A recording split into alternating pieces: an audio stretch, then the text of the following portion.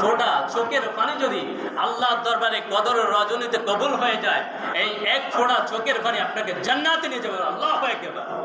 এই জন্য আমরা বুঝি না বুঝে শয়তানের প্ররোচনায় পড়ে আমরা, শয়তান আমাদেরকে সাংসারিক অনেক ঝামেলা দেখায়, অনেক কিছু দেখায় শয়তান।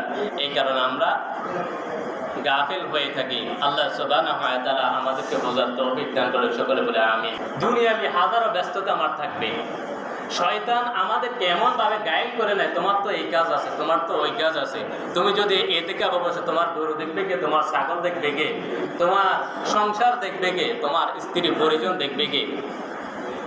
শয়তান অনেক অজুহাত আমাদের সামনে উপস্থাপন করে। যখন নেকের দিকে মুমিন বান্দা ধাবিত হতে চায়, তখন শয়তান এসে দাঁড়িয়ে যায়, শয়তান এসে দেওয়াল হয়ে দাঁড়িয়ে যায়।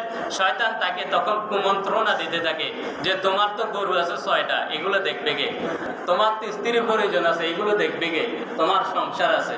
শয়তান বিভিন্নভাবে খোঁচাতে থাকে যেন মুমিন বান্দা ইতিকাফে না বসে। কারণ ইতিকাফে যদি মুমিন বান্দা বসে যায়, শয়তান এই জায়গায় ফেল হয়ে যাবে, সে কদরের রজনীগুলো পেয়ে যাবে।